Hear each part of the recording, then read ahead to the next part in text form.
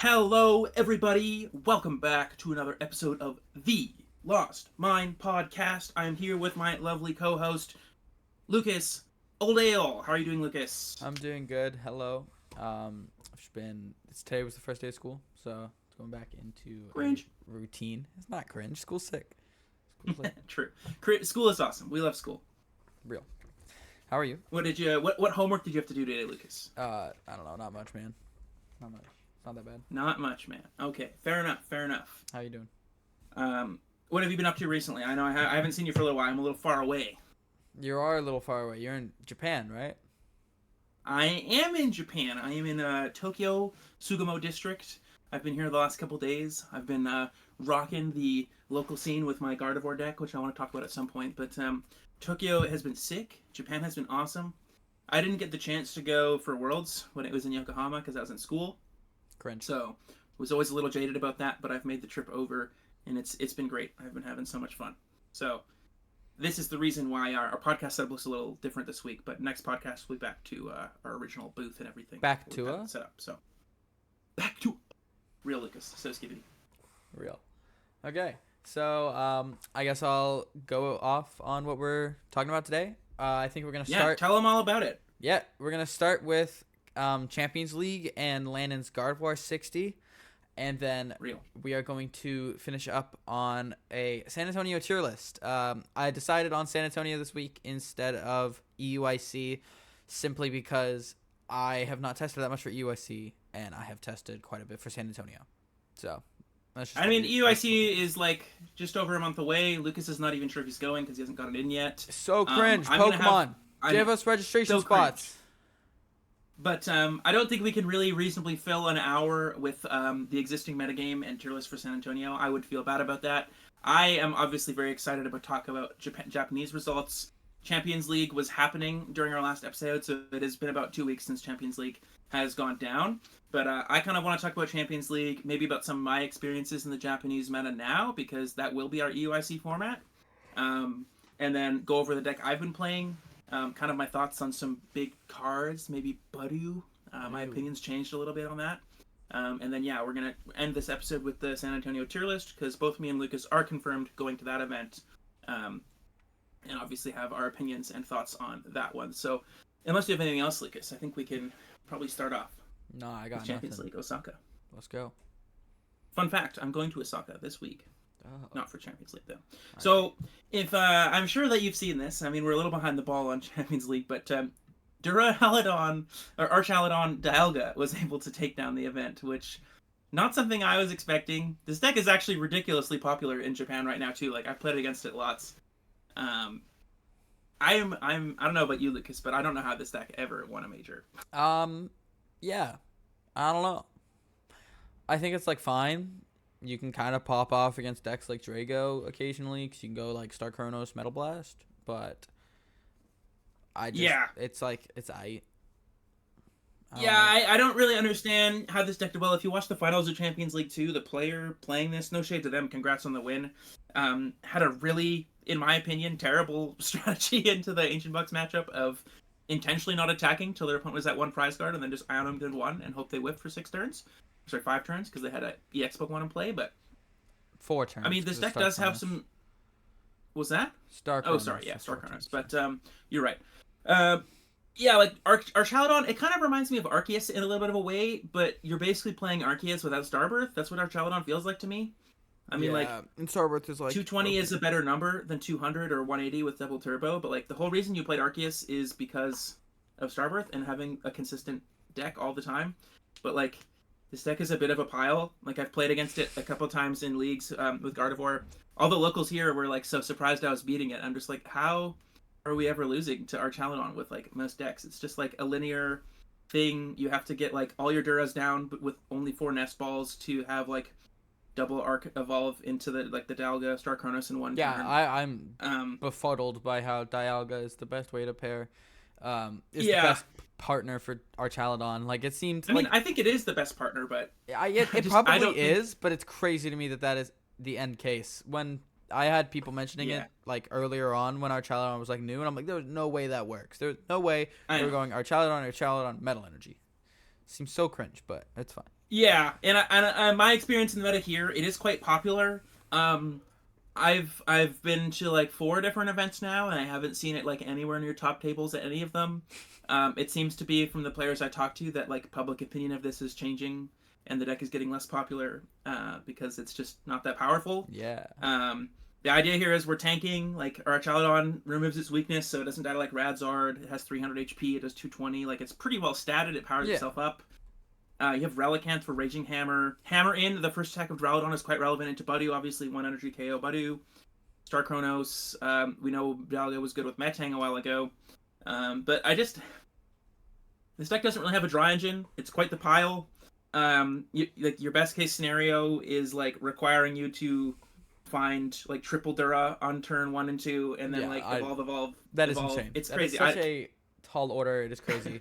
You're supposed to just go like Archaludon Turo or Archaludon for like the first couple turns, and then just like go Star Chronos. Like you can see the vision. Yeah, but there's like there are decks that can one shot this. Like if you ever run into like something like Raging Bolt or like any turbo aggro decks, I guess. Right on. Guardy is one shotting you. I don't really know what else can super aggressively one shot. It just the deck feels very underpowered. It feels like an inconsistent pile, and like your best case scenario is like so hard to reach. We see Thornton here even. I don't know how you're ever dreaming of getting the Thornton combo if you're like ever getting like Ioned once or twice, but yeah, I don't know. I don't think this deck will translate very well to EU. I think this may be a case of like best of 1 luck. Again, I don't want to discredit the player that did well with this because that's a huge accomplishment winning a 5,000 player tournament, but I don't think this will really be translated moving forward into more results because I think this deck is just quite underpowered. Yeah, that's my opinion at least. Yeah, do you have any other thoughts, Lucas Oldale? I think the idea of it is fine. Like you have a couple one shots throughout the game. Like you have a big Metal Blast turn, you have a big Relicanth turn, but like when I was testing against it, it just like I haven't really been playing too much of like I've been playing some very niche decks, so I don't have a very like good outlook onto the matchup spread for Archaludon.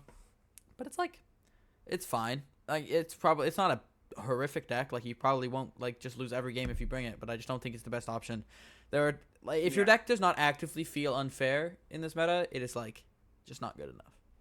Yeah, that's a good way to put it. This deck, the Star Chronos turn, I guess, could kind of feel unfair, but like when you're playing against like Regidrago that has Trifrost, yeah, like Regidrago has Trifrost, you got Tina attack 260, and Dragapult attack, like 260 anywhere. Like Drago is like a broken deck. Gardevoir is a broken deck in a lot of situations. Gardevoir's so good, man. I'm like, ready to yap about Gardevoir. Yeah, like Gardevoir is so good. You get one shots on with one prize Pokemon, on a mainly one prize board state, and you have an insane comeback potential. This deck is just very not broken. Yeah, I agree. I don't really have any further thoughts on this deck other than I don't like it, but congrats to the player that played it and did well. Great accomplishment. I don't want to detract from that, but I think this deck is unfortunately not very good. RIP. And then also I want to just keep an account of Budu. How many Budus do we see? So far we see 0 Budu, first place. Second place, we have Ancient Box. I don't know why I said Roaring Ancient Box. By the way, we should not be playing Brilliant Blender. Super Box is so much better. I don't even know about that, honestly. Think about it, though. Like, Secret Box, you can discard, let's say, 2 Ancients, okay? You discard 2 Ancients, you grab a Pokestop, you grab an Ancient Booster, you grab a Vessel, you grab a Sada, okay?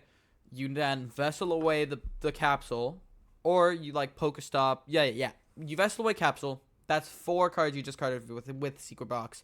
Then you play a Sada or an Explorer's Guidance. Then it's 5, so it's Brilliant Blender territory. And then if you hit anything off Pokestop, it is just better than a Brilliant Blender. Question for you, Lucas. Have you played any games of Ancient Box recently? I've had friends that have played Ancient Box and are saying that Secret Box is better. Okay. No, I don't really have enough experience to say one is better or one is worse. I've heard both sides of the story. I've heard some top players talking about how they like Brilliant Blender more. Some people saying they like Secret Box more. I could see both sides. The problem with Secret Box is if you have a low hand, you get Ionode or whatever, it's pretty obviously bad. It's discard 3. It can be really awkward in some hands, especially if you draw it like early or whatever. I feel like Brilliant Blender is just consistently like very good. It doesn't really have any fail cases. It is more. It's just always going to discard like the 5 worst ancient things in your deck, whether that be like all your Flutter Mains or whether that be like most of your Great Tusks or whether that be like booster capsules in a matchup where capsule isn't super relevant. I think that the fail case of Brilliant Blender is much, much lower than Secret Box is, and I think that may be why the case is to play The it. fail case is a good argument for sure. Yeah, I think it's a more consistently good card. It's always going to be just easy. Discard 5 cards from your deck. You don't have to worry about discarding 3 from a hand. That can be really painful in some situations. I'm not super into Ancient Box personally. I think like into Drago, like the Drago matchup is not aggressively good for you, especially if you're playing like Gudra. I've had people tell me that it's fine, but like if they ever just go Polt 30/30 and then Jamming Tower Kirim, it's like so bad. Yeah. Like Drago just has so many lines into this deck. They can board wipe you in 2 turns. They can spam Gudra early game, so you're effectively doing like 0 relevant damage. Yeah. They can one shot anything in your deck super easily. Like this is playing Monkey Dory, so it has some counterplay to that. But even with the Monkey Dory, you can just cure the Monkey Dory. Also boss the Monkey Dory.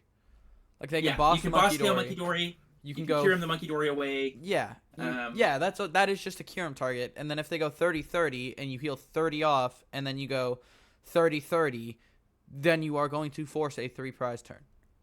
Yeah, and Dragapult just takes a prize card every attacks regardless. It kills the active and then sets up the next turn. So you can go Rolling Iron, Polt, cure him every game. Yeah, like that. I don't really think this deck has any lines into that. I think this deck realistically should have won the tournament. They got quite unlucky. I mean, they did make a misplay. I believe they forgot to thin for a Pokegear and then whiffed. They could have made a guaranteed 7-card deck and hit game. So a bit of a wonky finals. A bit of wonky decks. I have actually noticed that Japan, like the meta, like from a North American view, like never having been here, never having played in like local tournaments, my viewpoint of it has changed. There are some wacky decks here, and the metagame is very different. Like how? There's just some cards that you would never consider even like thinking about seeing at home. There's some decks that are like so popular here that just don't really exist. Like Duraludon is like top 5 in the metagame here. It's crazy. So I don't know. I think this deck is not the best idea, especially like Zard matchup is awful too. Ancient Box is mostly just good into like turbo decks. Maybe it's pretty decent into Gardevoir because you're a one-shot deck that can hit it's for. Not even like it's not even that guaranteed because they can just go counter cut your Iono. Yeah, they can like CC your Ninja, or God forbid you start Great Tusk or something. Yeah, you start Great Tusk, and then they kill Petra, and it's a even trade. Yeah, it's. I honestly don't even think this deck's matchup into Guardy is that good, especially from like my side of the Guardy matchup. Yeah, I've played against a couple times and it's been totally fine. Yeah, like, you have some. Like I was playing. I'm not a huge. Yeah, I was playing Gardevoir against an Ancient Box a couple weeks ago, and I was like, I think I was 50-50 or better. Yeah, I don't think that Ancient Box is really the best move, and I like to just think of all these results translating towards like EUIC. Like this is the EUIC format for us. This is the card pool we will have available. So I like to kind of just have that in your mind. If you're okay moving on, I'm okay moving on. Yeah, I'm cool with moving on. Okay, and again, 0 for 2 on Buddy so far. Yep. Next up we have Dragapult is again a huge deck. Surely there's a Buddy in this one. Yeah, okay. There's 2 Buddy in this one. Okay. So this is something I also don't think that's really going to translate Lance. to. I don't think Lance is what's up. Like you're already playing Team Evo. You're already playing for a Paypa. I mean Arvin. Sorry, I'm on the Japanese grind right now. That was crazy. I was very confused on what you had just said. Here, I'll let you know right here. Where is it? Arvin is Paypa. Paypa. So, okay. I've actually gotten quite good at speaking in Japanese. Like I can read my cards, most of them. So that's crazy. I'm starting to get confused on the English versus Japanese names. But anyways, I don't really see a reason for the Lance. Everyone seems to be playing it. Every time I've played against it, they usually just end up like discarding it or whatever. I have no idea why you would want to play Lance. And you raw open it, but you have no way to search it. We're not playing Luminion. We're not saying Sealstone. They're just saying, hopefully I draw one of my 2 Lances on turn 1 or 2. Yeah, like that is just get, not triple happening. Triple or triple Dreepy. But other than that, I think Dragapult is quite strong. It's one of the best Badu users because we're playing here Rescue Board. We have 7 energies. We have Earthen Vessel. We have a switch physically. And you also have reasons to Badu. Like, because you have a reason and this to is Badu. one of the decks that Badu's quite good because every turn we Badu, we get recon directive value. Yeah. So every turn we slow down, we're seeing like 2 to 6 more cards roughly. So I think the point of maybe this episode is just like last episode we were talking about how good Buddy was and everything, and now that I know Lucas hasn't been here, but now that I've been here, I'm realizing that Buddy was actually quite niche. And and it's only really going to be great in these kind of decks where you get value out of the extra turn. Like if you're just item locking, say something like we saw Miraidon playing Badu. If you just Badu, you're not really gaining extra value. Make sure you can maybe slow them down and get the first attack on them. But something like Dracloak, you're totally fine. There is some value, but there's less value. Yeah. In Miraidon, you'd rather just take 2 prize cards. With this deck, you don't really have the option to attack early, so retreating into Badu lets you item lock, slow them down, get a bunch of recon directives, and then once you're ready to start the game, you can move into a Dragapult and like maybe Iono them, you can Dusknoir. You get a lot more value, especially with Radiant Alakazam. We can move our damage around off of the Badu 10s. I think this is like Dragapult is a prime example of a Badu deck, actually. I think. Yeah, I think Dragapult's a very good user. This and Gardevoir, I think, are the 2 best decks to use Badu. I kind of agree. So here's my opinion. We'll see like Regidrago isn't especially a huge deck in Japan. I don't think that's going to be the case for UIC. I think TPCI players are still quite aware that Drago is quite good. I'm honestly surprised that people haven't started playing Drago more here, especially with the quite a large lack of Badu, because Badu is obviously quite good into Drago. They play lots of energy switches, and their only way to switch Pokemon is with item switch cards, and play lots of Ultra Balls and Nest Balls and Retrievals and whatever. But if people, A, aren't playing much Badu, Drago gets very good, and B, playing all these decks, like you see no Manaphy here, we see Evo decks not really thinking about Drago. I'm not playing Manaphy in my Guardy list. A lot of people aren't, because they don't have to. But I think that Badu actually may be more used in EUIC than it is in Japan, because Badu is quite good against Drago. It's one of the decks that Badu is quite the strongest against. And if we're playing decks against Drago and teching for Drago, then I think Badu may have more utility at EUIC. Like, I don't think, for example, the Guardian list I'll show you later is something that I would consider playing in TPCI, because the meta is so meaningfully different.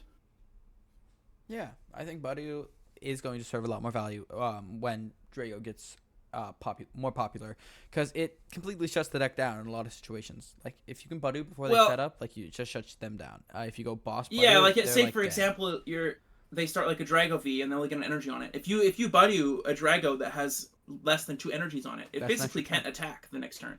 You can't E-switch. You can't switch out of it into a different thing. It cannot attack for damage. You could use like the first attack and mill 3 and hopefully get some energies. But Badu actually does stop Drago from doing anything if they don't have 2 energies. And if you go second against them and you get to Badu, that basically means you get a free turn against Drago. But then again, you also have to think about, I just put a 30 HP basic on my board that is a Dragapult is taking a prize on half of its spread damage. So there's also downside that way. So I need to test it more, but I do think that Badu is not quite what we're going to see in TPCI for EUIC as how it's performing in Japan, because I think the meta is quite meaningfully different. Like, I do think top players are still going to be playing Drago for EUIC. I don't think it's meaningfully worse. Yeah. Badu's just strong. But takeaway from this, Dragapult is quite strong here. It seems to me that Japan just loves Dragapult EX. Like, remember when Dragapult first came out? It absolutely dominated in Japan. Yeah, and then it flopped completely. I do think it will be somewhat like that. I don't think it's going to be as much of a flop. Like, I do think Pult is quite the playable deck, especially with Sparkling Crystal does. It was quite a large buff to the archetype. Like, it's so much better than Neo Upper.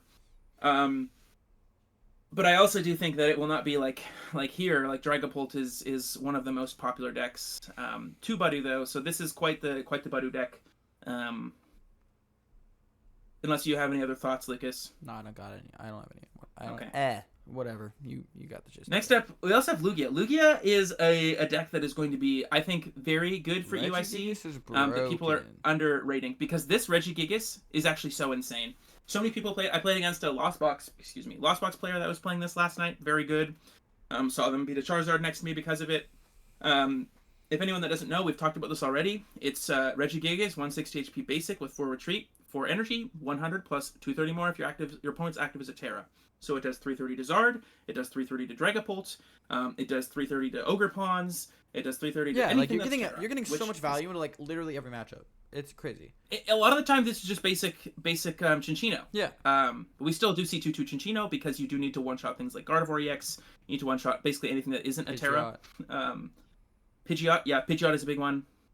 But I do think that Lugia, the Regigigas is a very large buff, because you can go against something like Zard, previously they could go like Dusknoir your Chinchino, take a knockout, and then you'd have absolutely zero way to respond to the Zard. But now you just have a basic that just goes bench, Primal Turbo, get it up in the active, boom, you're dead. And it also doesn't die to Dusknoir, right?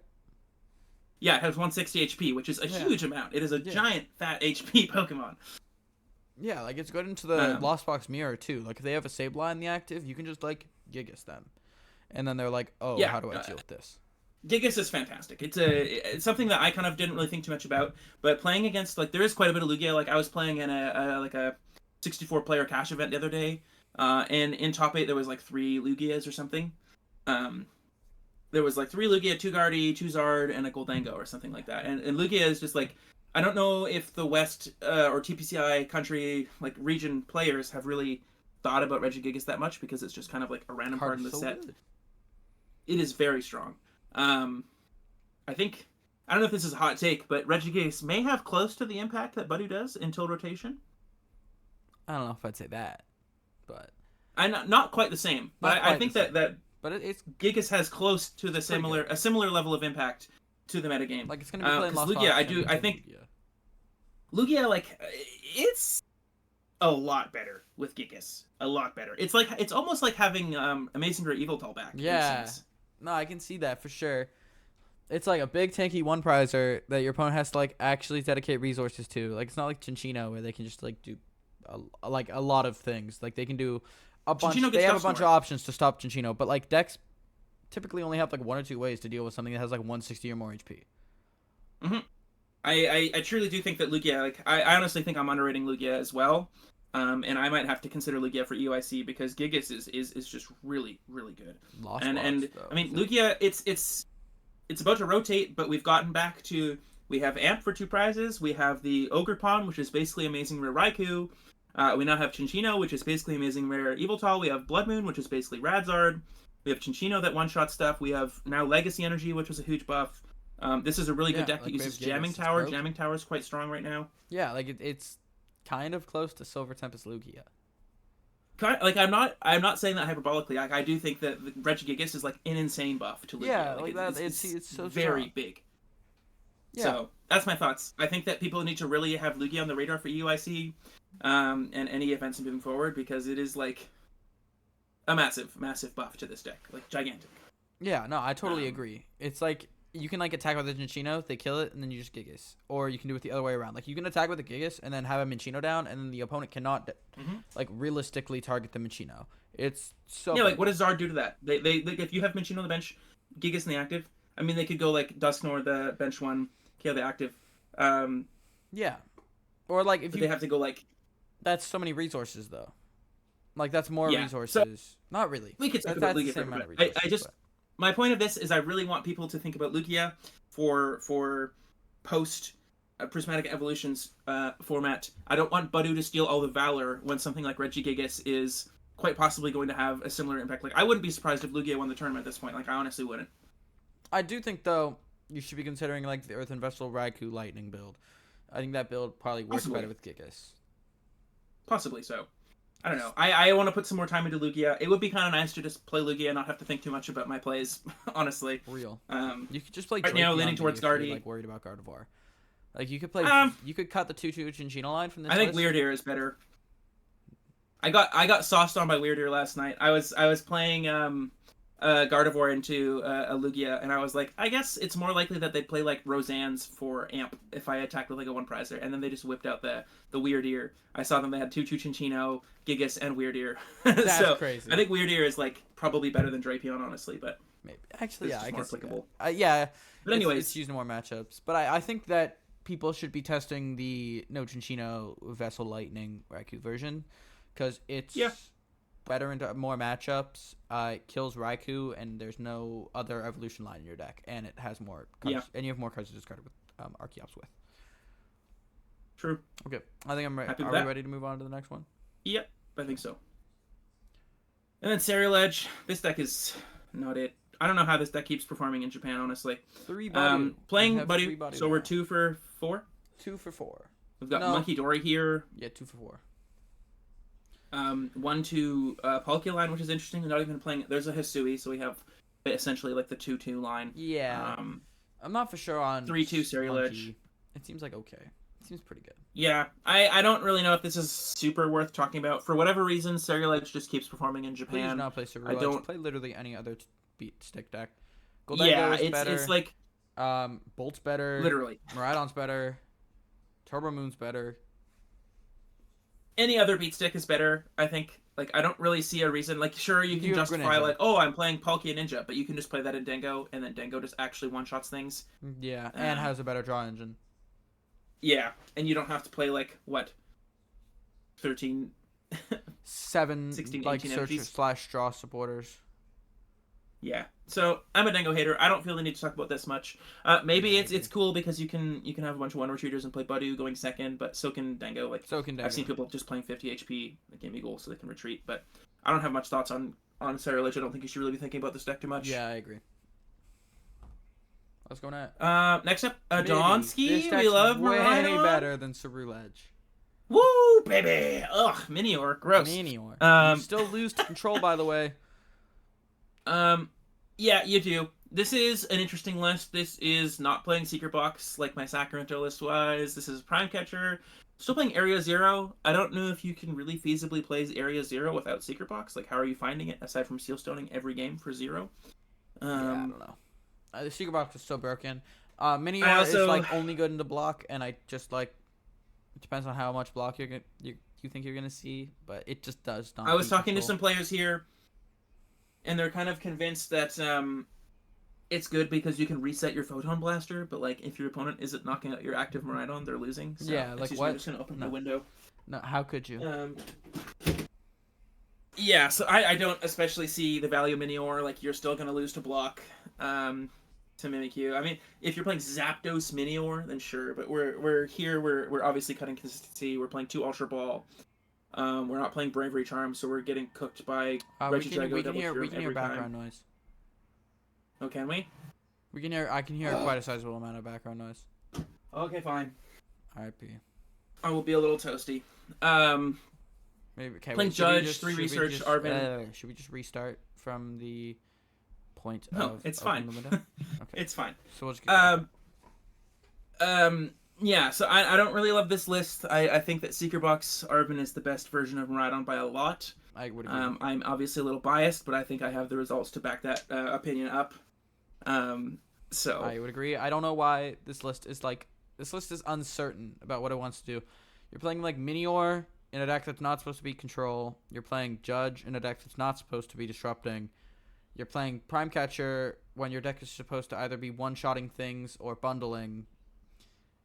Yeah, I think the thing Research. that people used to like, Miraidon used to have to disrupt because the deck was weak and it didn't have the power to just push through anything. So you had to used to play Judge Path or Iono Path, and you had to do it because the deck was fundamentally weak. Now we have Magneton, we have Skyfield, we have Raikou, Iron Hands, Miraidon. We have such a consistent game plan that works. Yeah, the deck is actually powerful. Last time I played Miraidon, it felt weak. It felt like I was just hoping my opponent didn't do it. But now, you have a proactive game plan that actually is effective into most decks, and I don't know why you would ever detract from your linear game plan that works. That's my opinion. I also agree. I feel like this deck is, sprouting off to game plans that don't really work. Also, this should just be 16 Lightning, 1 Double Turbo every time. I would agree with that. So, I like Miraidon. I think Miraidon is still going to be good into EUIC. I don't really see a meaningful reason why it wouldn't be, but I don't think that's the list. We have another Dura.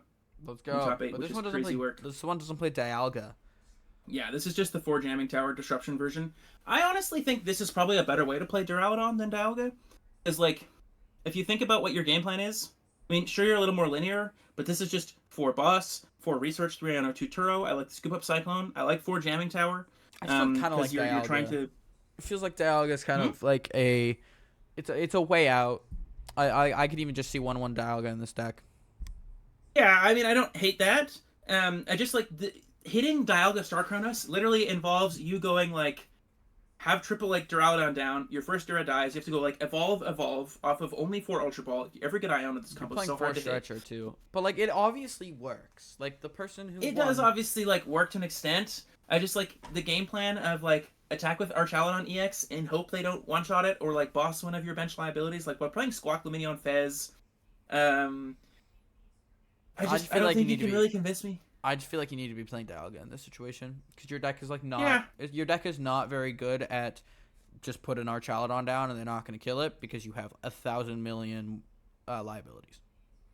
I mean, you also do play Scoop Out Cyclone Turo, so you can pick up your liabilities pretty easily. We also have Pal Pads, so you could But yeah, Turo technically four times. You need to commit those to the Archaludon.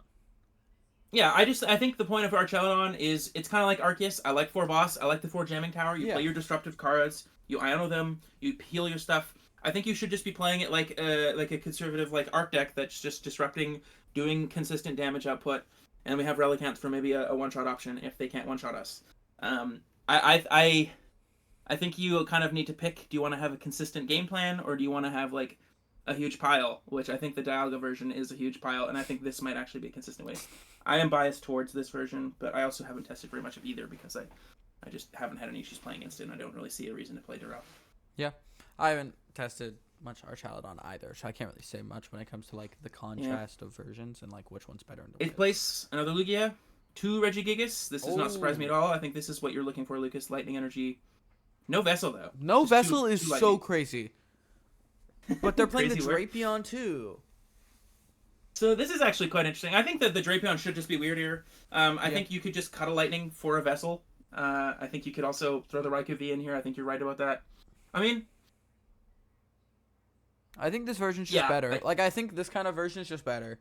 Cause I still think this should be playing 1/1 mouse, though. Like, I do think not having the option of Shido at all is a bit of a punt. Why? Unconditional one-hit knockout. Into it's just what?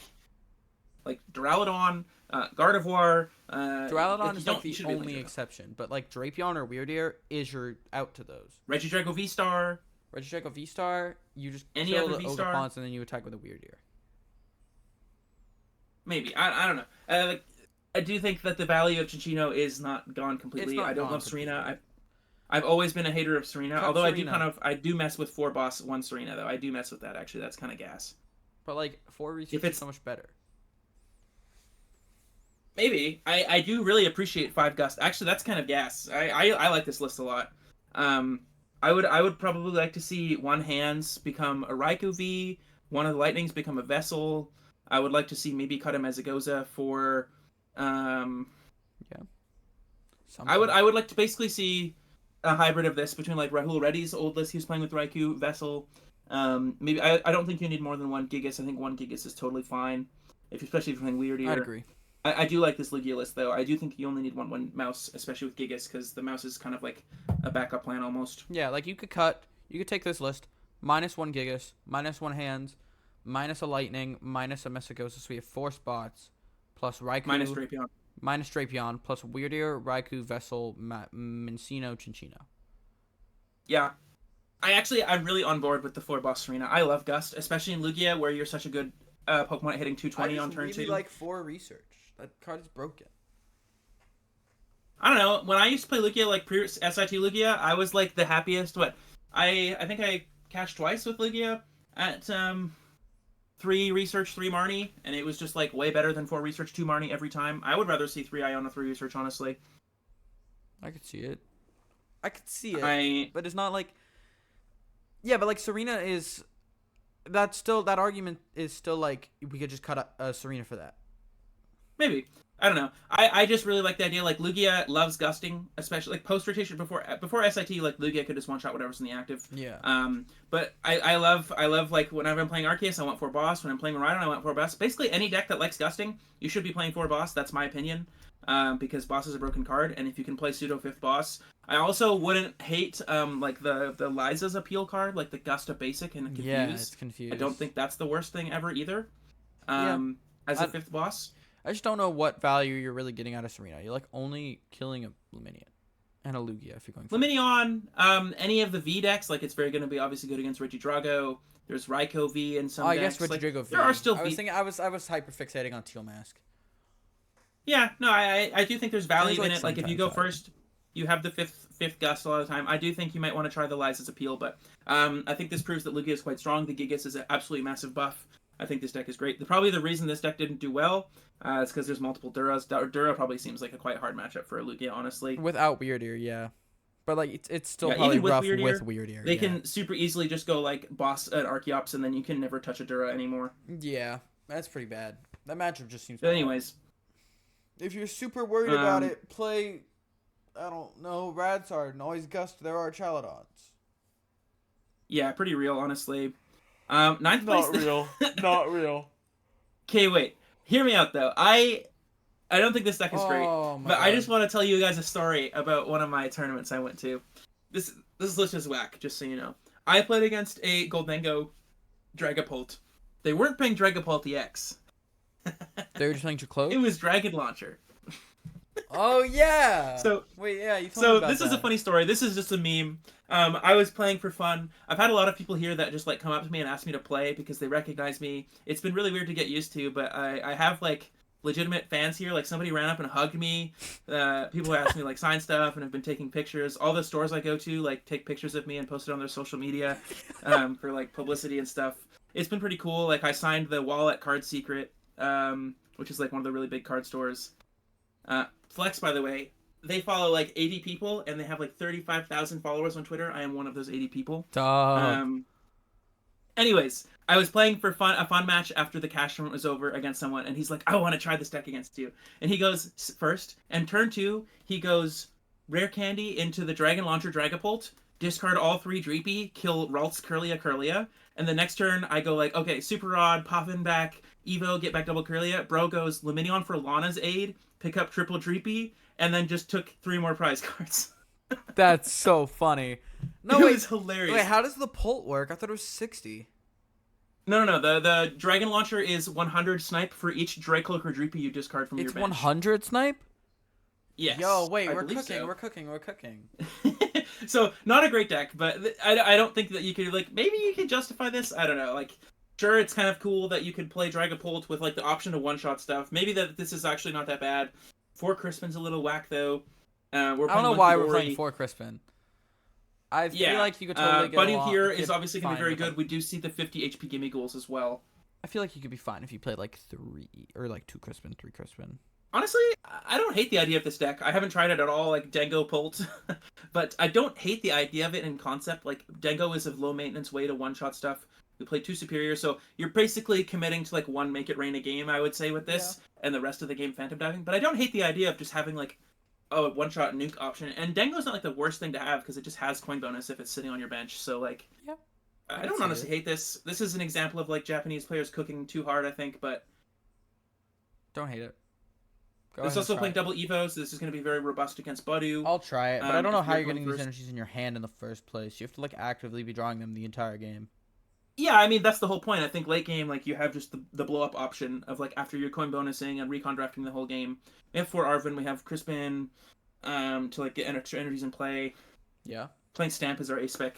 Is one-shotting really a weakness of this deck, though? I feel like you're not that weak to... Maybe not. I don't know. I don't know. I don't feel like it's a weakness. Thorns is I think like... maybe it is entirely possible that this person just, like, played Pult all day and just was coin bonusing on the bench and maybe make it rained once or twice. Yeah, like, Thorns, like, that's so good because it is able to make it so Pult is able to keep up. And Pult sometimes has problems with its speed. Yeah, you have Badu. But, like, that's why Thorns is good. I don't think there's really any reason to play Quad Thorns. No. Like, I'm just saying, like, that's why it was good, was it solved a major problem. And I just don't know if Dango solves the problem that you needed to solve. I don't think so either. I think this is actually a valuable point that I do want to bring up, though. I do think that Thorns Pult is, like, really has no reason to exist anymore now that Badu's out. Badu's a good card. Badu's a very good card. Yeah, I think that Badu just occupies any amount of slot that Quad Thorns, because you could just choose second and just go retreat into Badu, and it's essentially this, like, I would argue that item lock is better than Path, so... Yeah, I could see it. I think the reason this deck is playing so many Crispin is because you can't play Terra Crystal. Like, you want to play Stamp, and that's fine. I mean, you could just play Terra Crystal. Yeah. Stamp. I don't know. We don't need to talk about this deck forever. Interesting list. Yeah. I just want to go through the top 16, because I do think there's a lot of relevant decks. There's some really good lessons from this. One thing they're also seeing, there's not a whole lot of Zard here, which I think is probably going to be pretty congruent with... Don't even click on that Saru Ledge. Don't even click on that Saru Ledge. Real quick, I want to see if there's anything different. Nah, it's just, it's also playing Monkey Dory. Saru Ledge is just not it. Jamming Tower! Don't play this deck. I think, like, one Jamming Tower is fine if you're expecting there to be good amounts of control, because then you can kill double Monkey Dory with Gren. Another Lugia. Okay, this is like... Okay, this is great. This is basically the list I wanted it to be. Yeah. Earlier. Is there 2 lightning? Oh. No. It's playing the 1/1 Shino Gigas Weird Ear. I think that's better. Cut the Drapion. If you're playing Weird Ear and Drapion, you're Wylan. Cut Drapion, cut Thornton, plus Mystigoza, plus Lightning Energy, cut Night Stretcher for Vessel. And then plus. I also don't think that Carmine is very good in Lugia. It's like alright. It's okay. Yeah, one Goza is kind of wacky. You'd probably want, I don't know, maybe you don't need 2 stadium bumps. Like, you're not really scared of any stadium, but Goza is just like a good stadium for consistency. You can also cut a Mist Energy. That's what the other lists were doing. They were playing 2 Mist Energy and multiple Lightnings. Yeah, I do think, like... So you can cut Mist for Mist Lightning. Doesn't really matter. And then, yeah, I just think you should be playing some sort of Vessel Raikou package, because that seems so good right now. Like, it solves the problem that Lugia has in, like, having a hard time killing Pidgeot. So, like, that's the reason Cinccino was giving you so much value. And then you have the 1/1 Cinccino just anyway, because it's a good card. You have the hands to solve the problem of not taking multiple prize cards. And then Gigas is just an absolute beast. Yeah, I do think that Lugia, like, we see there's 3 in top 16. Yeah, like, Lugia is very good. Lugia is going to be a really good deck. I wouldn't be surprised if Lugia is top 3 in meta for USC. Like, I think this may be the best Lugia has been since Silver Tempest in any format, honestly. Yeah, it's very good. It's very, very strong. Like, Gigas is just so good. I don't think I can state how much of a buff Gigas is to this deck. Yeah, like, it helps in multiple matchups. Like, it doesn't only help into the Terra matchups. Like, it's good into, like, any early 1 prize board state. Like, into Gardevoir, you can just... Maybe not Gardevoir. You hands there. But, like, it's good into Lost Box. And I think Lost Box will see an uptick in play with Gigas because that card is broken. We also see Thornton here, which... I don't know if I really agree with Thornton. Yeah, cut Thornton. Maybe, like, actually, Thornton is, like... Probably one of the better recovery cards you could play in Lugia. This guy's, like, super scared, bro. He's playing Stretcher Thornton. Yeah, I feel like you could probably just manage your resources better. Yeah, I'd say so. Anyways, that's a lot of Lugia. Lugia. 4 boss as well, though. So, Lugia plays 4 boss now, thank goodness. Midi. Another Miraidon. Let's see if their list is a bit more sane. Yeah. Okay, perfect. This is, like... 14? Oh, God. I just died on the inside a little bit. Cut a Seal Stone, cut a Counter Catcher, not Counter Catcher, cut a Seal Stone, cut second Squawk. Just play 2 more Lightning. This is, I think, literally just my Sacramento list. -2 Lightning plus Seal Stone plus Squawk ability. That's whack. How did you come to that being the conclusion? Okay, wait, well, don't. This is literally my 16 -2 energy for Squawk Seal Stone. That's nuts. Don't just, like... I don't know. That's crazy work, actually. What? Yeah, I don't know. I don't know. I think he just really did not liking. They just took my list and made it like infinitely worse. He just with no reason. This person was like, I hate it when I prize Squawkabilly, man. I'm gonna play 2, and they prize Sealstone once. And Squawk. Like, They forgot Hisuian Heavy Ball existed, I guess. Yeah, I don't know. Okay. They're also playing Bad Magnemite, which makes me sad, but... What? This is quite literally my Sacramento 60 with Bad Magnemite. Cut 2 Lightning Energy for Sealstone Squawk. So they also could have just came to the... my Sac 60. They could have just gotten to the same conclusion that you did, but just not really looked at your list. Maybe. I don't know. I'm not saying they looked at my list. I'm just stating that it is 2 cards off of my list. Yeah. It is my opinion that my Sacramento list is the perfect Miraidon 60 outside of teching for specific things. Again, I don't mean to say that like pompously or braggadociously, but I do think I have the results to back that up. I think that is the best Miraidon list you can play in this format by a lot. Okay. Let's go. W Miraidon. Cool. Deck's pretty good. 4 more decks here in top 16. So we've had 3 Badu so far. So now we have 5. Oh my god. Yeah. Lance. Stop. Okay, at least we're playing fish here. Yeah. At least we're playing fish. Like you can find it. Like Lance is so much better when you play fish. Yeah, I don't think you could ever play Lance without fish. Again, I don't really know why we're playing Lance. I mean, this is not playing Evo actually, so Lance makes more sense. I do actually think like there's so much tension between Evo and Badu. I'm ready to talk about that for my Guardy list as well. If you're playing Evo and Badu in the same deck, I don't really think that's functional. Yeah. To a large extent, I think that Lance is much better used here, especially with Luminion. I agree. I feel like you have conflicting cards if you're playing Evo and Badu. Yeah, actually, I think this list is actually a lot better than the top 4 list. I like Luminion Lance. If you're gonna play Lance, you should be playing Fish like every time. At least we're playing 3 Ultra. Yeah, 2/1/2 Dusknoir. I don't know why we're playing triple Lance. I'd probably want to be playing like triple Candy over that, but Yeah, I would like to see that flip flop. I don't think that like not actually like you have 4 Arvin, like you're trying to recon directive a bunch. But if you're actually 3 Candy if you're playing Dusknoir is necessary. That's actually crazy work. Um, I don't see how we're playing like Arvin and Lance. Like they're both not draw supporters that you have to set up Well, with. like you just lance once and then you're fine. I don't know. Yeah. I feel like 2 lances This getting this to also that just is started hitting that for like objective quite often. playing 3 copies of like a dead supporter that's just gonna clog your hand up for Ionos later in the game. Also feels like quite bad. Like with Guardy, you could like get away with that because you can just refine away all the poopy cards. But like Recon Directive is not as nearly as good of ability as Refinement is. Yeah, I agree. So yeah, I don't love. I like this list better than the top 4 one. I still am not super convinced that Lance is correct. I think maybe sort of kind of. Unless you have any other opinions on this. Yeah, I think it's better than a top 4 list, but I think that there could still be some improvements.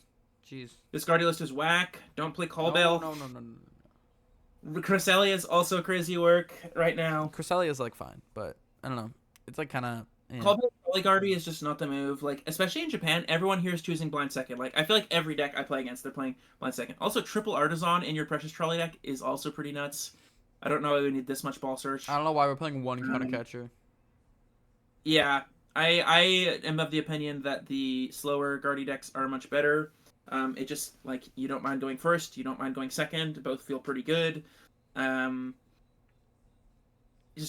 lose a lot of power from Trolley being your ace spec. Aside from other options, like you don't get to use Secret Box or Unfair Stamp or maybe Cyclone.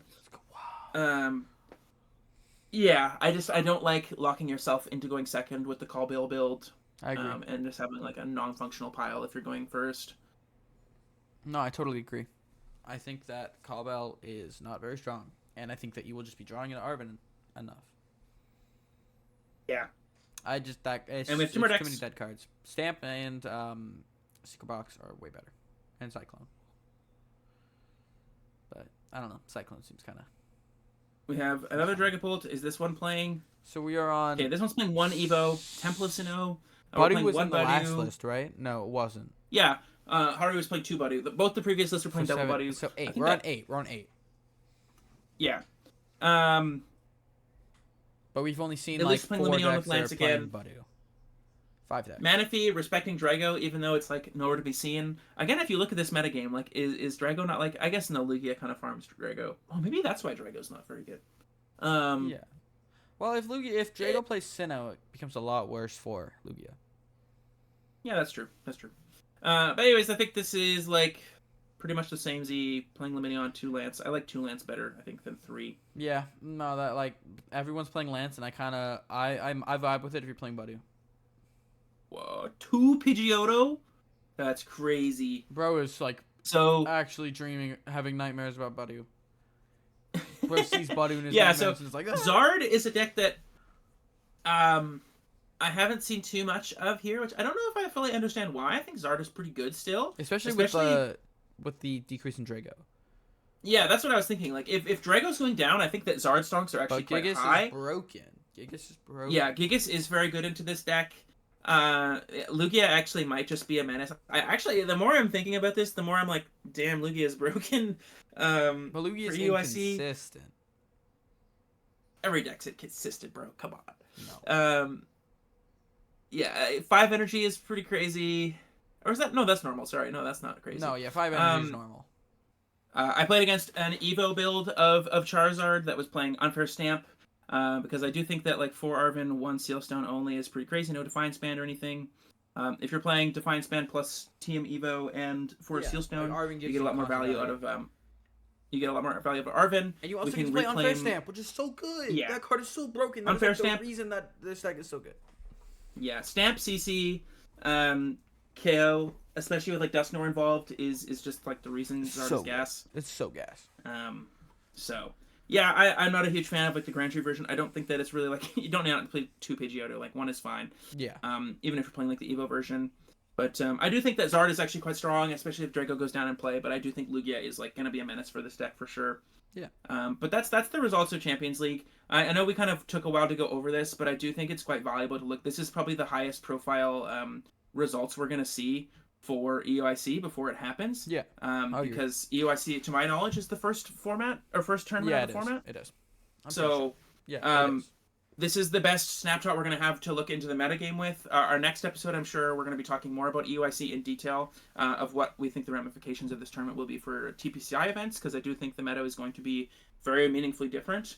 But I think the takeaways you should have from this as a player is that Lugia is like BDIF contender almost. Yeah, no, Lugia is broken. Yeah, and I also think that Guardy is super underrepresented in this format. Like, if you look at this top 16, Guardy beats every deck except for, like, Zard for the most part.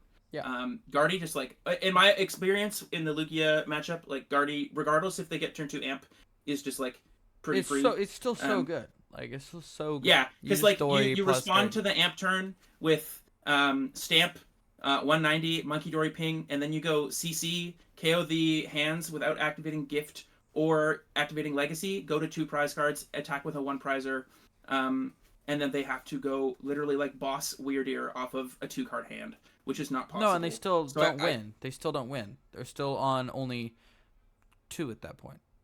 Yeah, and I'm saying, like, if they get the boss off the stamp. So if they go amp you on turn 2, Guardy responds with Miracle Force, leave the hands at 10 HP after stamping or Ionoing. They go boss, go to 2. They then have to, off of the next Iono, hit boss 1-shot with...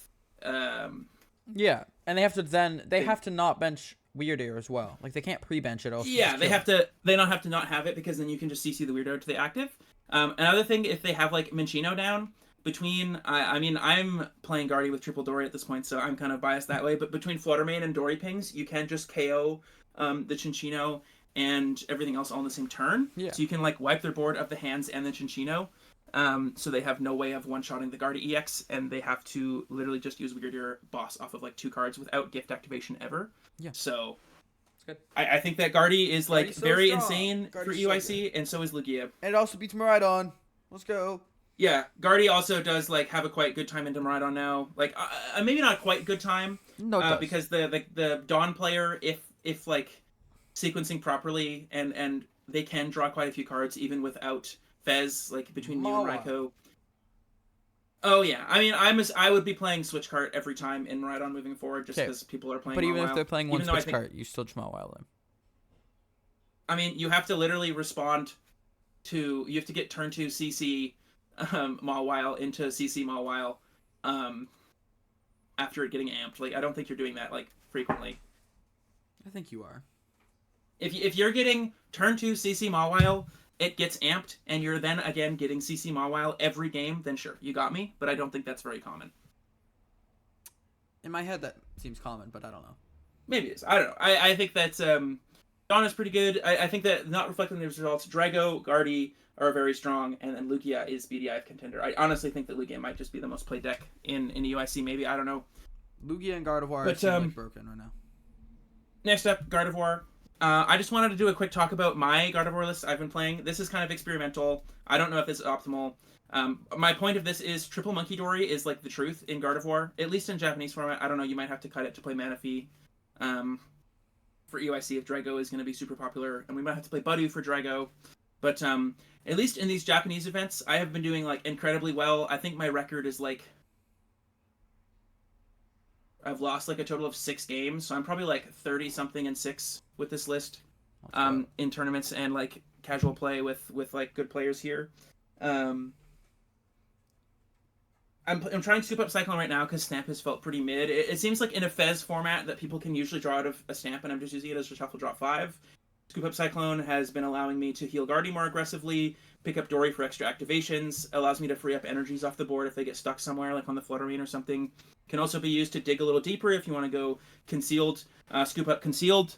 And I also want to experiment with Fez if I'm playing Scoop Up Cyclone, because then I could just go flip the script and Scoop Up Cyclone the thing back. Also trying Devo because there's quite a bit of Zard I've been playing against, and then Devo Fluttermane has been helping into that, but it may also just be better that Klefki is better than Fluttermane. Yeah. I think Klefki. I just wanted to have a quick... Yeah, I think Klefki's very good, but I just want people to like understand that like when I'm posting this on Twitter, I know people are like liking a lot of these posts, and if you look at my Twitter, I've been posting a lot about this, but I'm not joking that like 3 Monkey Dory Energy Switch is like very good. It's not a meme. This list is a little bit of left field because I'm just trying. I'm here for like 3 weeks, so I'm just trying as much different Guardy variations as I can. This is my current 60. Maybe a little too cooked. If I was playing a more reasonable 60, I would be cutting the Devo back for second TM, cutting Fluttermane for Klefki, and cutting the Scoop Up Cyclone for Stamp. That would be like my official. Just play this minus Scuba Cyclone minus something else for Budu Hyper Aroma. No, Badu, I actually want to talk about is like atrocious in Guardy, I think. Going second, you want to team Evo, and then like at no other point in the game would I want to Badu instead of take like an actual knockout. Well, yeah, but that's if you're playing Badu for Drago. You can just play Hyper Aroma. Yeah, that's the only thing. But is I want. Yeah, I don't know. Stamp just it seems broken, but in practice, like I've played it a lot, and it just doesn't. I know this is like anecdotal. In all of the gameplay I've played, I've played 40 plus games now, between just like practice hands and actually playing in person with other people, and Stamp just isn't ever meaningfully better than Iono. Aside from like being searchable off paper, but. Yeah, I think Guardy is very strong. Let's go. Being searchable off of paper. Real. This deck has just felt incredibly insane. I haven't felt like there's even really a bad matchup. Zard is like the worst. That's why I'm teching like the Devo Fluttermane right now. Why are you playing the double? But I think it might just be worth to go back. I was still beating Zard somewhat consistently without it. It's just like if they have like the insane start of like turn 2 Candy Pidgeot into Zard. Like I lost to it in a tournament the other day in top 8 because he literally went like turn 2 Candy Pidgeot, Candy Zard, Candy Dusknoir, evolved to Charmeleon, attack, and then the next turn went like Stamp, Counter Catcher, evolved to Zard, and had like just 3. And like I can't do anything to that. That's just insane draw. Wait, so why are you playing the double Stretcher? Is it worth it to just cut 2 Stretcher for a Super Rod? Nah, never. Stretcher is energy access for Ninja. It's instant access. Like you don't just have instant access off of Rod, right? Like Stretcher gets back the Guard EX if you prize your second one. It gets back Dark to attach to Monkey Dory. It immediately accesses your Screamtail. It gets back Curlia if one of your Curlia dies is to draw more cards. Like Stretcher, I think that like the only things I would consider changing, like are taking like the Zard text back out. That's also another reason I was playing Scoop Up Cyclone is because the only matchup I felt like I was actually struggling into was Zard, and you can just pick up your Guardy EX way easier instead of just having to Turo. So this list might look a little overcooked, but the only matchup I've been finding semi-difficult is Zard, and if I'm playing Devo, Fluttermane, Scoop Out Cyclone, I think you just like handily beat Zard every time. Why is Fluttermane good into Zard? Why is Fluttermane good into Zard? Because you can CC the Charmeleon, Devo the Charmeleon, and it also sets up Monkey Dory Math to KO 7 HP basics, while also killing the Charmeleon. That's kind of real, and actually. That's fine. Yeah, the Fluttermane has a lot of utility with the double Monkey Dory because against something like Lost Box, I can Hex Hurl, put 10 on 2 Comphase, I can put 10 on like Manaphy's, I can put 10 on Ralses, anything that has odd HP. Like it's not realistic to get 3 Monkey Dory activations per turn, like twice in the late game. And I'm not just saying that, especially between Scoop Up Cyclone, because like if we had to bench like an early Gradient Greninja, we can just pick it up, bench the Monkey Dory, attach Dark, E-Switch. Like I'm basically always getting 2 Monkey Dory activations past turn 2. And then like late game turns 4, 3, 4, 5, it's pretty reasonable to get 2 plus Adrenabrains per turn. And when you're doing that, it's just like you're actually just taking an extra prize card off Monkey Dory every turn. The triple Dory is nuts. And then I also have people like commenting on why they're playing 1 Bravery Charm. This is just attacking Guardy EX with like Screamtail, Drifloon on the side. If you present clean Guardy between 2 Adrenabrains every turn, like they really can't touch it. Yeah, no. The only deck that can one-shot Guardy EX is Zard. That you aren't already beating, like Raging Bolt. Yeah. That's right. Yeah, like something like Raging Bolt, I guess, could one-shot you, but like the matchup's fine.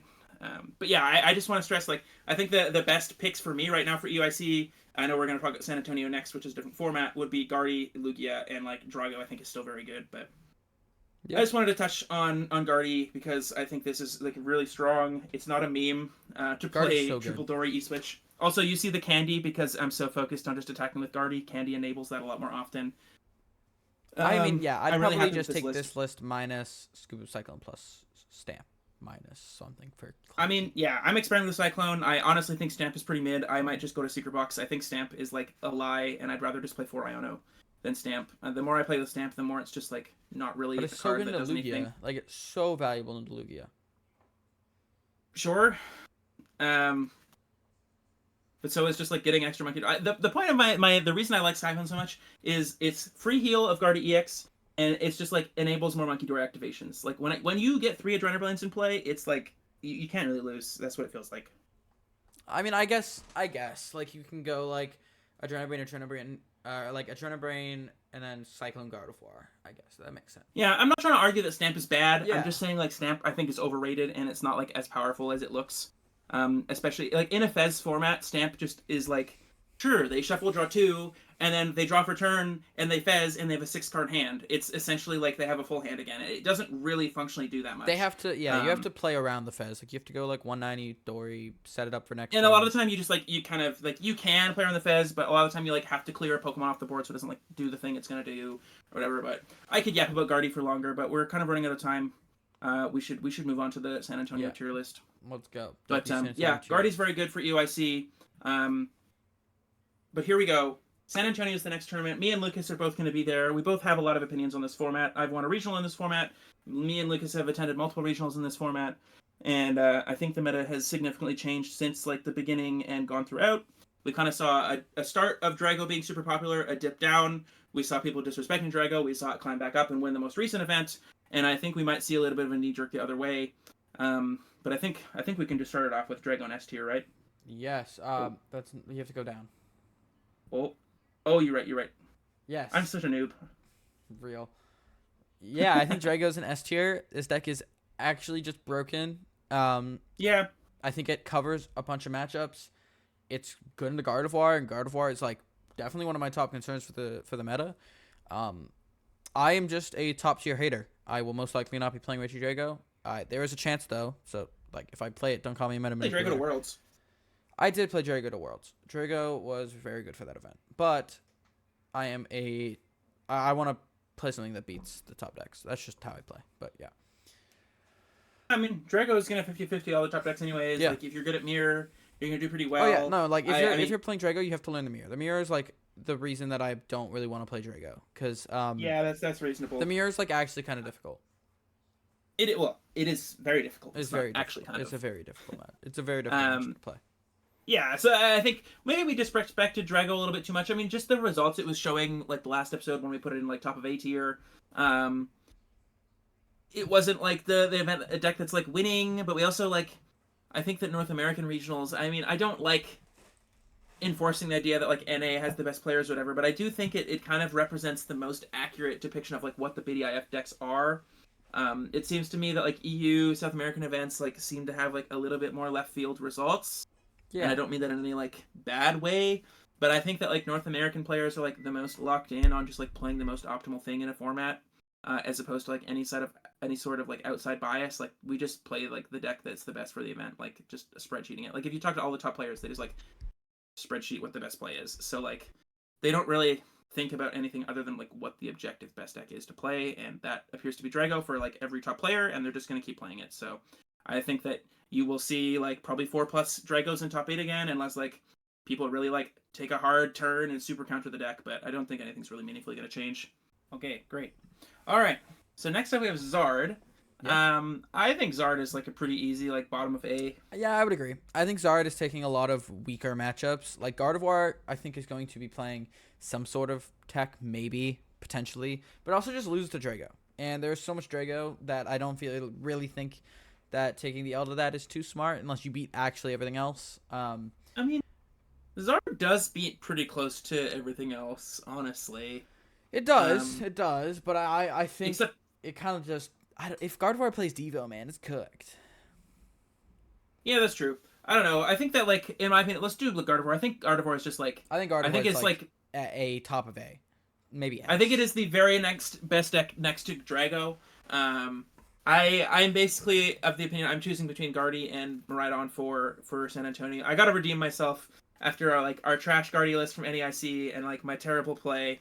I know I'm much better at Guardy than I gave myself like the opportunity to express in that tournament. So I really want to get like a good run with it before it rotates. Yeah, no, I'm definitely like Guardy is an option for me, but it isn't beating Drago, so I'm not really wanting to play. Yeah, and I don't honestly know if it isn't beating Drago. I think it's like mildly unfavored, but if you're playing Manaphy Moonlit Hill, Double Dory, Triple Dark, Stamp, like Henry Chow was,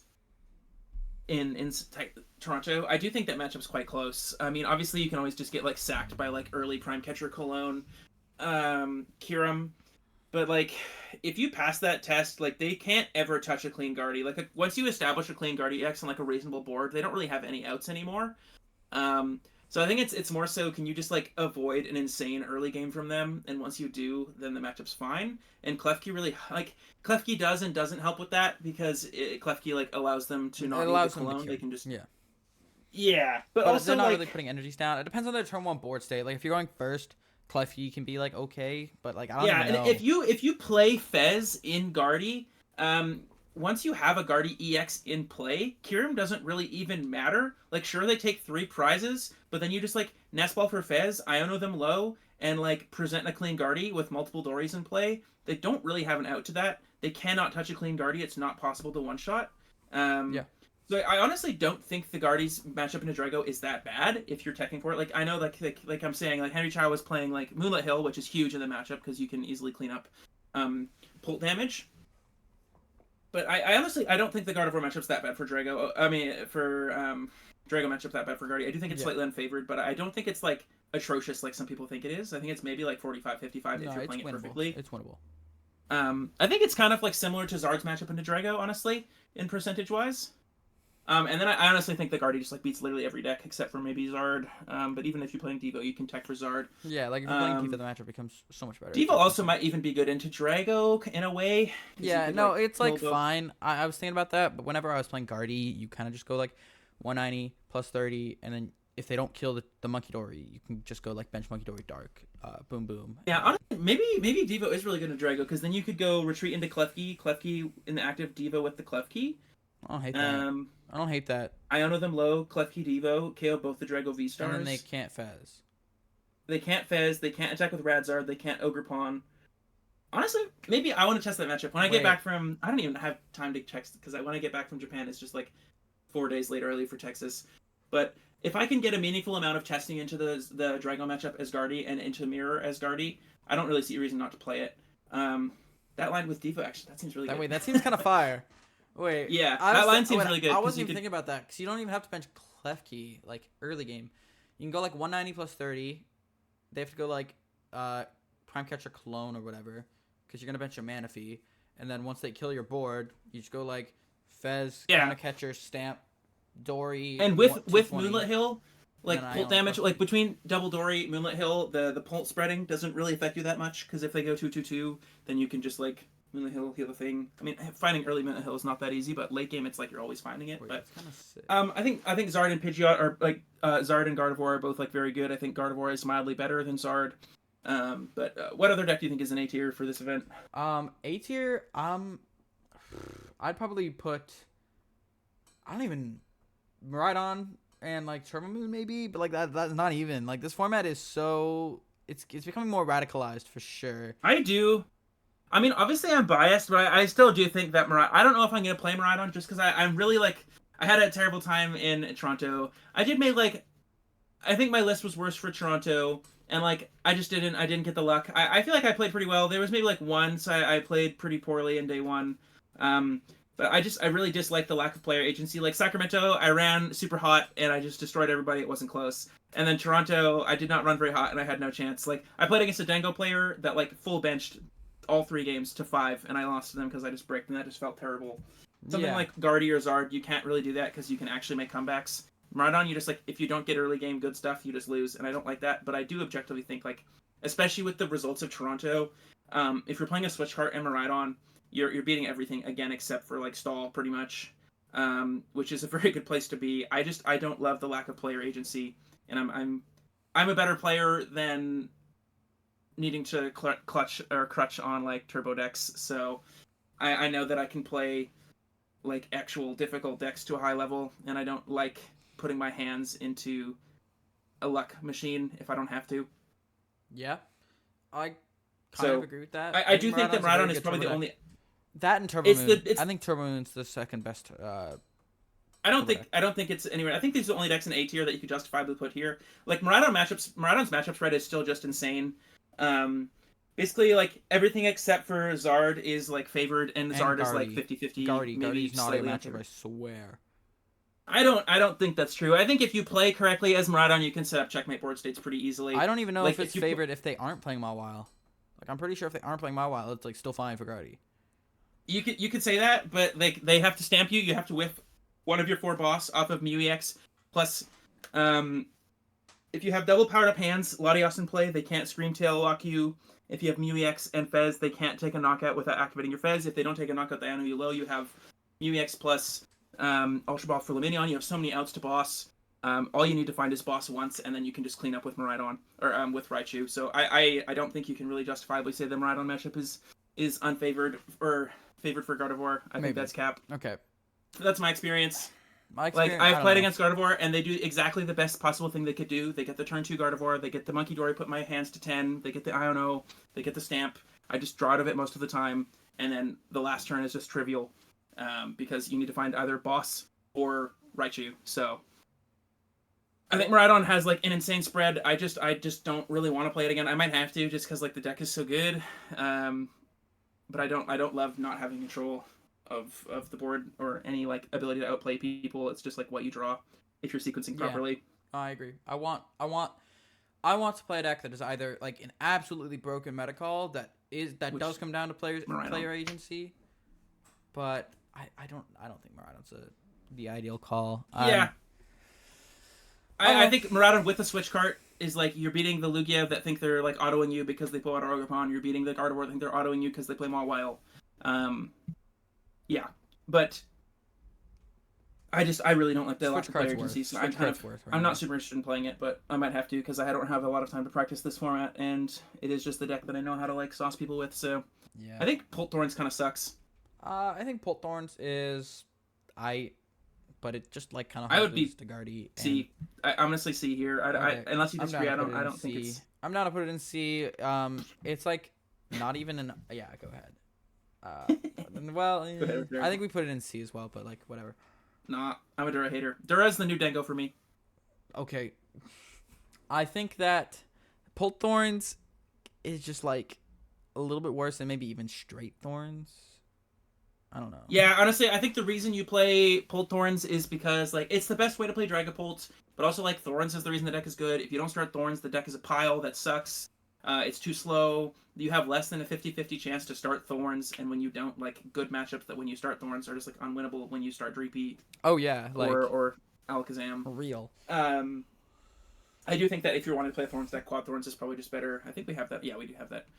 But I'm not a huge fan of Pult Thorns. And then Duraludon, I've told you what I think about Duraludon in the Champions League coverage. Deck might be kind of big. I think the deck is just, like, not powerful. Okay, well, let's get something in B tier. I think we put Goldango in B tier. Yeah, okay. Maybe. Sure. Like, I think Goldango is it's just good into Drago. It's fine into Miraidon. It's, like, really bad into Gardevoir. And then it's, like, kind of okay into Zard. But the deck is just objectively B tier with the results it's getting. So. Yeah, I mean, Dango is just like a solid deck. With the buffs it got in Surging Sparks, it's just solid. I don't think it's great. I don't think it's bad. I think it's just a deck. You'll probably day 2 if you play Goldango well and you don't get super unlucky. I don't think you're really top 8ing or winning, though, unless you have a really good run. Can we put Chenpao in F? Sure, I can put it in D. Yeah, above Dura, though. Can we also put Reggie's in, like, D? Yeah. Let's just get the D out of the way here. Yeah. Let's go. Is Gouging Fire D tier? Yeah.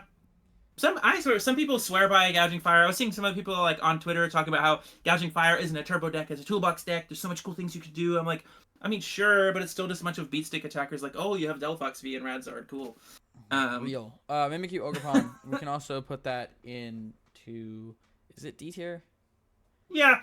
I don't think this is really any better than playing like Block or Pidgeot. And also Hydreigon, because that deck just actually has 0 results. Yeah, I do think Hydreigon kind of has some room to exist. I think it's kind of cool. But if Tord Redcliffe plays a deck, there is a chance that it's a fine deck. Oh yeah, he did play that. He is a very good deck builder.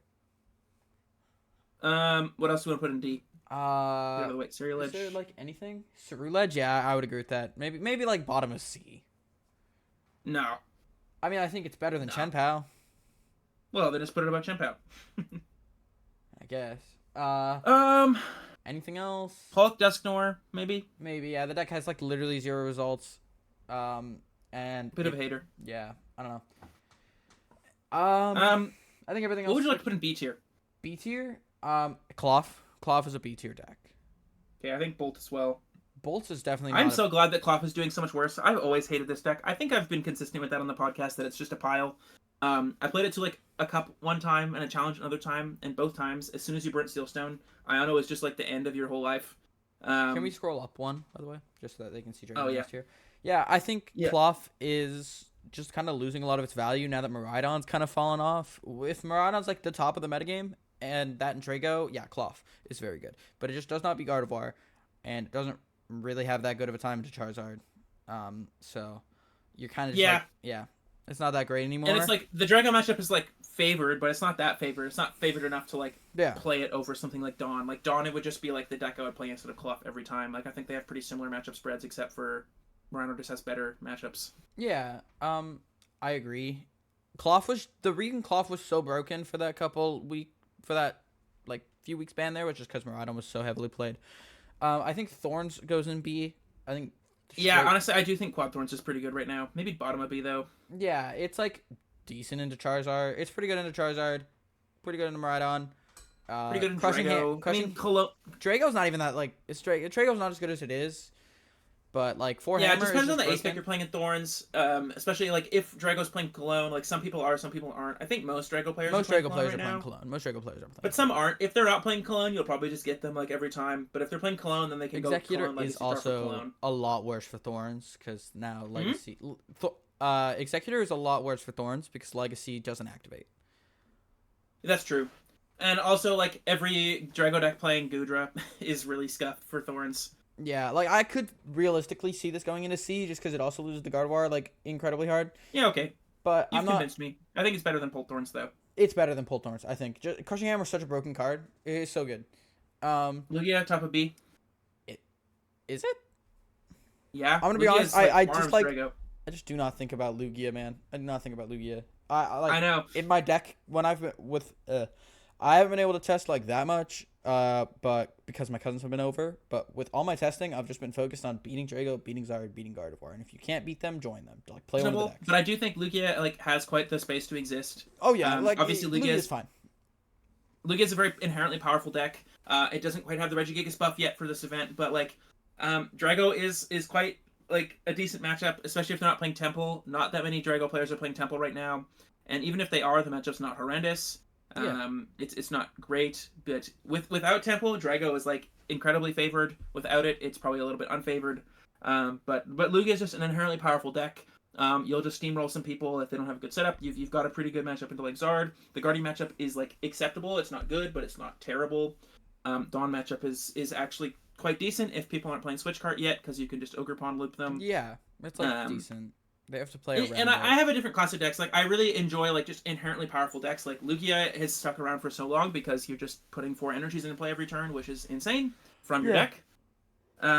So yeah, I think Lugia is still quite good. Obviously, where would you like to put Turbo Roaring Moon? Turbo Roaring Moon, I think, also goes into like B. I do still think Raging Bolt is better than Turbo Roaring Moon. I Honestly, disagree. why?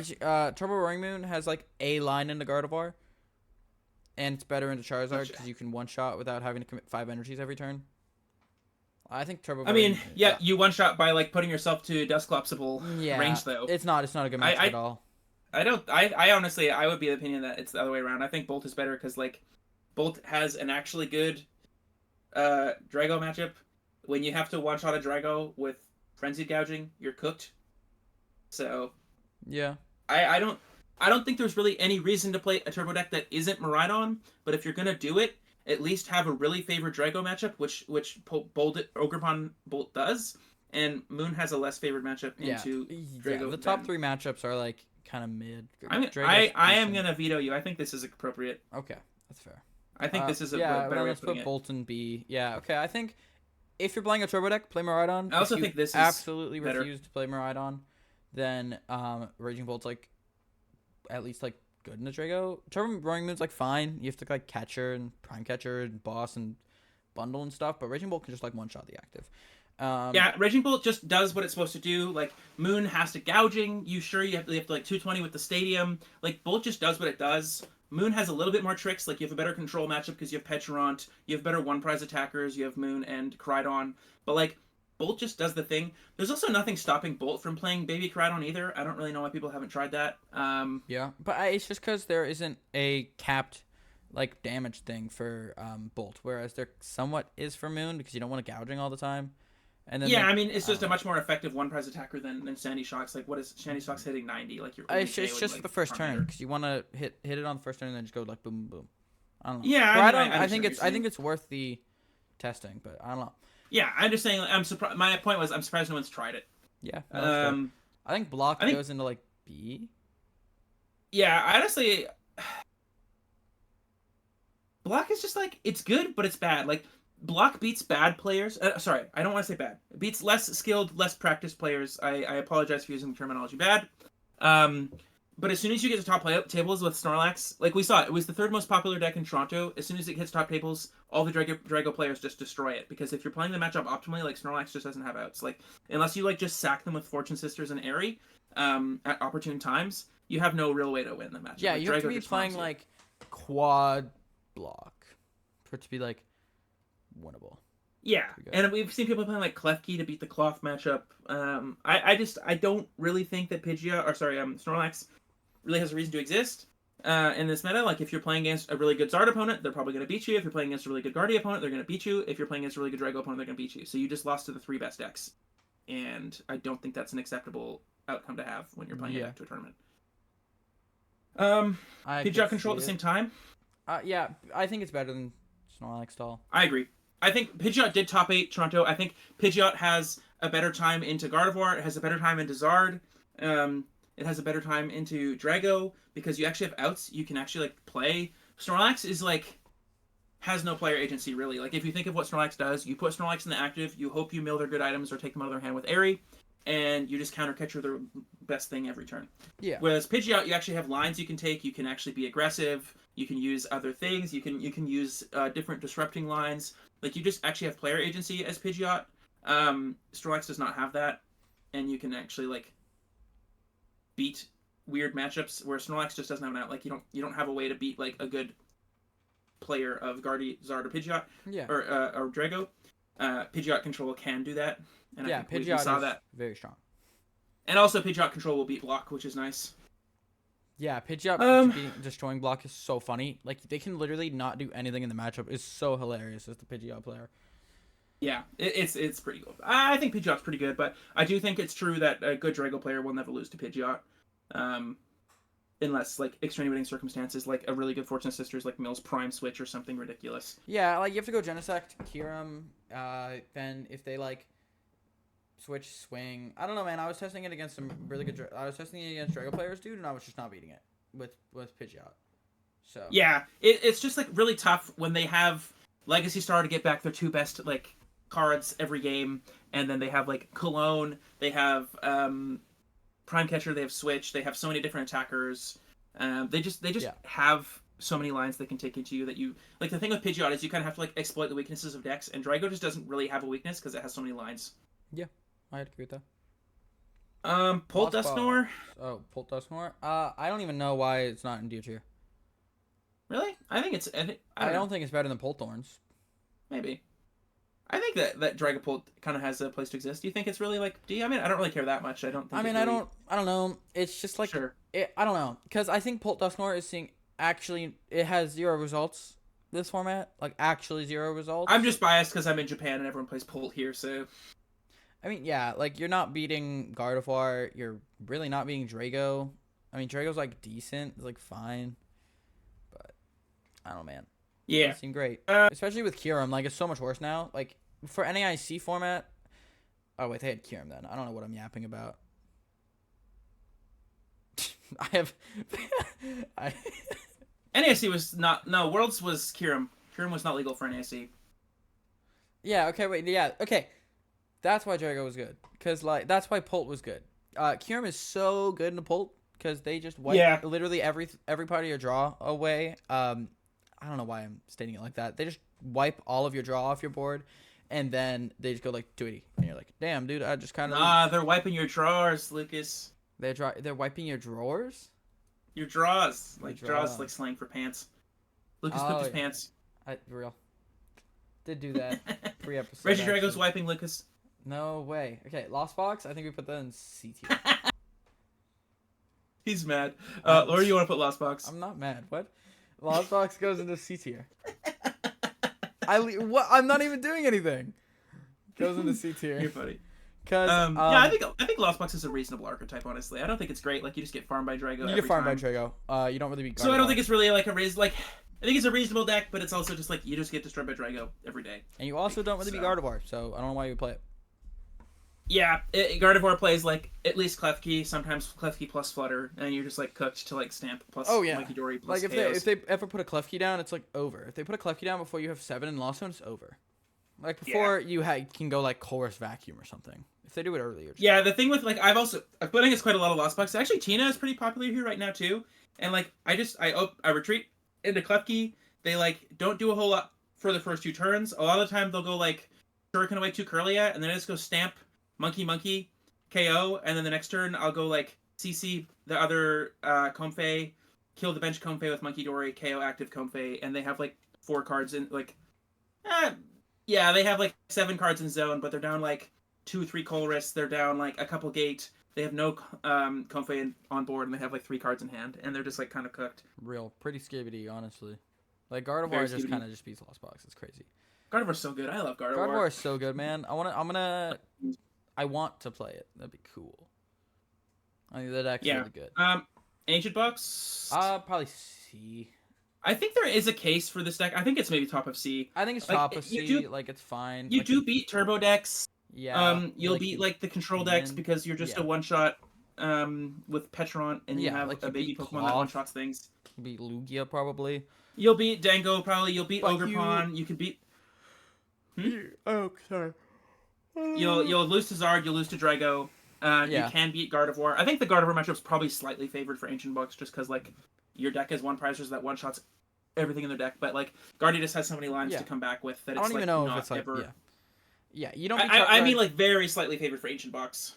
Yeah, like you don't beat Charizard, you don't beat Drago, you don't beat. I think like you're fine. Being an Ancient Box player, you're accepting you're a dodge and weave, but you're like trying to dodge the best decks. So I don't know why you play this.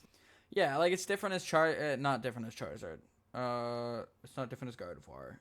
It's different as Miraidon because like you are not dodging the best deck. You're not dodging the most played deck in the room. You're dodging like Gardevoir, not Gardevoir, Charizard.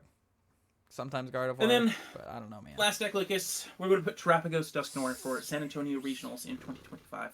Okay, now when you phrase it like that, now I need to be like super accurate. I probably put it in C. Yeah, I think top of C. I think Terrapagos is a reasonable deck. Yeah. I think it has lines into some of the top decks. It's just like, I just don't know why you would play it. Like, it's not especially good into a lot of the matchups. Charizard. Yeah. It's like it might be slightly better than Drago. I couldn't tell you why Terrapagos was good and then bad. I don't really know why. I think Terrapagos just has a lot of lines. Your play has to be incredibly tight for Terrapagos to do well. Like the deck is inherently weak. Like your damage cap is 220 without giving your opponent a prize card. You do have like the Briar shenanigans. You do have the way to board white people. Like you're gonna destroy turbo decks, but like. You're not going to have a great time into Guardy. You're not going to have a great time into Zard. You're not going to have a great time into Miraidon a lot of the time. You're not going to have a great time into Drago. I found out that the Miraidon matchup is like so not great for Terrapagos if you play it correctly. So yeah, it's not. If you just make them go through hands plus Charmed Raikou without putting a one prizer down, they really don't have any outs. Yeah, like it's kind of rough. I was playing the matchup poorly in Sacramento, and I thought it was harder than it was. Still won, but I probably shouldn't have because I was playing the matchup wrong. Bro just had that. He had the plot armor for that tournament. I did. I had plot armor. Both the regionals I won, I will admit I had plot armor. Like I misplayed. Like the Portland regionals, I played really well. That one, I will admit, I played really tight. That tournament, people like I watched all my VODs of that, and I'm happy with my play. But Sacramento, I threw on stream like both. Yeah, dude, I was watching that. I'm like, there's no way he just threw this hard. I think the thing is like. I had it in my brain that like I'm like, no way. I have the exact same character energy I had in Portland. Like I'm going to win this tournament. Even like when I was in top 8, I saw the bracket. I'm like, oh my goodness.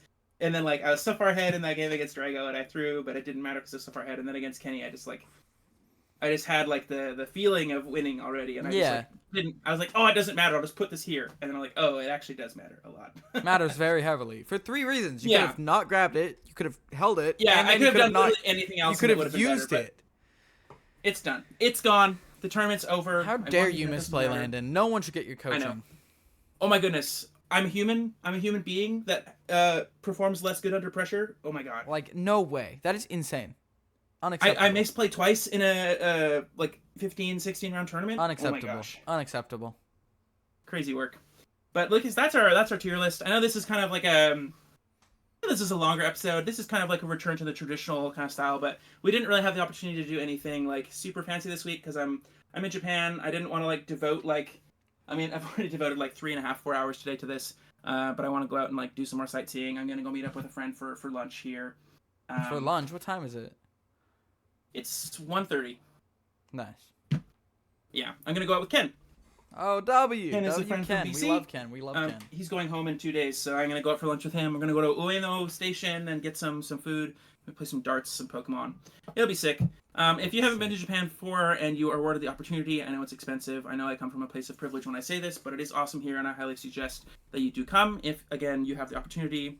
I don't want to make it sound like it's just easy to come. It is quite expensive and cost prohibitive and time prohibitive, but if you have the opportunity to rise, I would very much suggest it. It's been a very good experience experiencing the culture here, and I've been having a great time. Yeah, Japan is my favorite place that I've ever been to, so if you are able to go, you should go.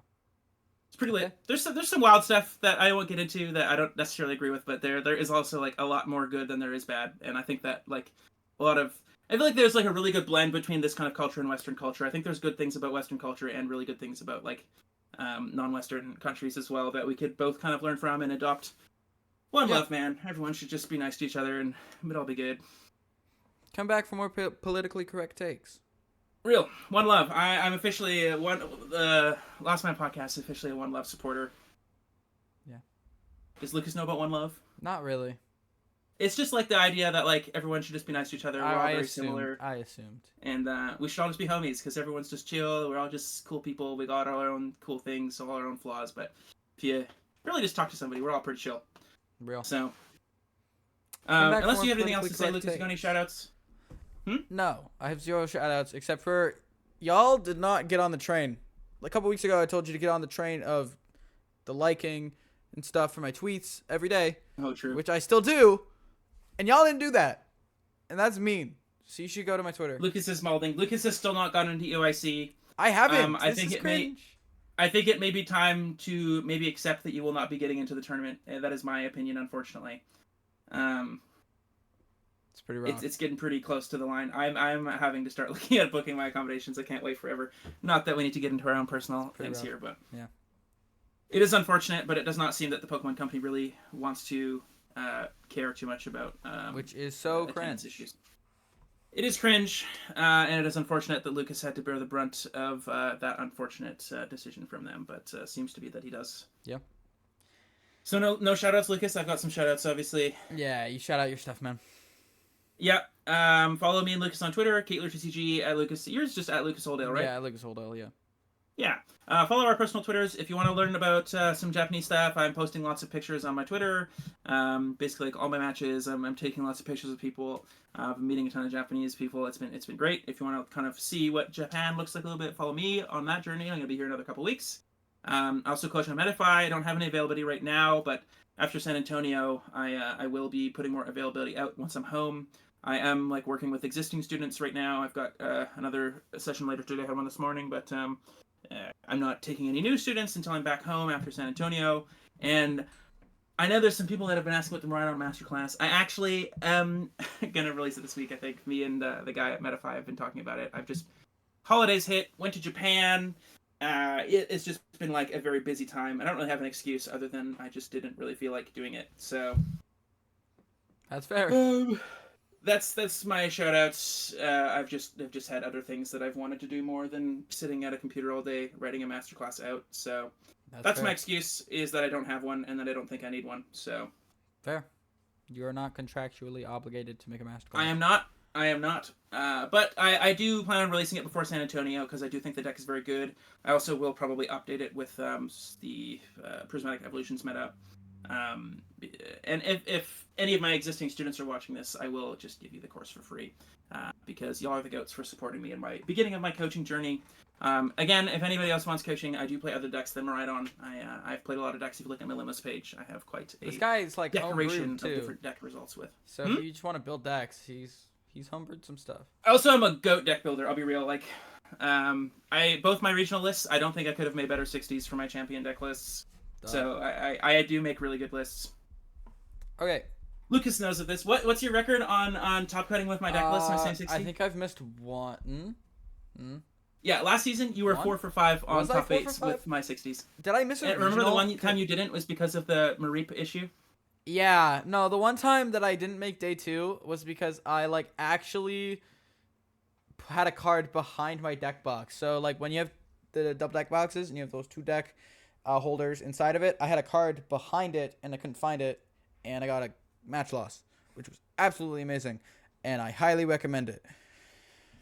Yeah, real. So Lucas was on Landen and then lost to day himself 2. making a Day mistake. 2. I don't think I was gonna get into the top day cut. 2. I don't think I was gonna get into the top cut. Yeah. That meta was so bad from Maridon and Senior. So many people were playing Zard. Yeah, fair enough. Yeah, But no. yeah, that's He's a this pretty week's good deck episode. I think I missed one top. I missed one top cut with his exact 60s. Yeah. So that is one of my strengths for sure. But anyways, Okay. that's been another episode of the Lost Mind podcast. I'm starting to get more comfortable with the rhythm. I think once I'm back home, we could start exploring the option of weekly if that's something. We can talk about that later, but I think that's maybe coming soon. Yeah. I'm getting pretty comfortable with like the every 2 weeks. It's been really awesome working with Carson, our editor. Yeah. Shout out to Carson. He's the GOAT. Makes episodes Yeah, he's so the much goat. easier. You'll definitely be seeing gradual improvements. I know this week's gonna be a little wacky because I'm not in the country that Lucas is in. Right. But next episode we'll be back to our cool booth that I've been putting money and time into creating. And if you have any suggestions on maybe like lighting or audio issues or any cool like backdrops you want to see, put it in the comments. We love the algorithm for comments and appreciate your viewership regardless. Please like and subscribe if you don't mind. Yeah, real. Thank You you got for watching anything the else Lost to My say, podcast. Lucas, you got anything else to say? No, I got nothing else to say. Thank you guys for watching. Peace out. We will see you in homies. 2 weeks. What's goodbye in Japanese? I don't remember. That would have been so sick. Okay, bye. I can say goodnight. Konbawa.